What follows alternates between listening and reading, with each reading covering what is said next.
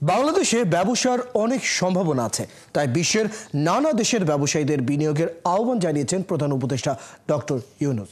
মঙ্গলবার কাতারে শীর্ষ সম্মেলনের ফাঁকে বেসরকারি ব্যবসায়িক সংবর্ধনা অনুষ্ঠানে বক্তৃতায় এই আহ্বান জানান তিনি।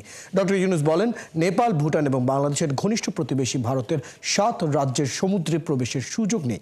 যদি তাদের সমুদ্রে প্রবেশাধিকার দেয়া হয়, তাহলে বাংলাদেশ সমৃদ্ধ অর্থনীতির কেন্দ্র হতে পারে। এ সময় তিনি বিদেশি উদ্যোক্তাদের বাংলাদেশে তাদের কারখানায় স্থানান্তরের আহ্বান জানিয়ে অন্তর্বর্তীকালীন সরকারের পক্ষ থেকে সব রকম সহায়তার আশ্বাস দেন। প্রধান উপদেষ্টা আরও বলেন, গত 16 বছরে আওয়ামী লীগ সরকার অর্থনীতি, বিচার বিভাগ সহ যে খাতগুলো ধ্বংস করে দিয়েছিল তার সংস্কারে কাজ করছে অন্তর্বর্তী সরকার। পররাষ্ট্র উপদেষ্টা মোহাম্মদ তৌহিদ হোসেন, জাতীয় নিরাপত্তা উপদেষ্টা খলিলুর রহমান, বিডার নির্বাহী চেয়ারম্যান চৌধুরী আশিক মাহমুদ, এসডিজি বিষয়ক সচিব লামিয়া মোর্শেদ এবং জ্বালানি সচিব মোহাম্মদ সাইফুল ইসলাম সহ বিশিষ্টজনেরা সভায় উপস্থিত ছিলেন।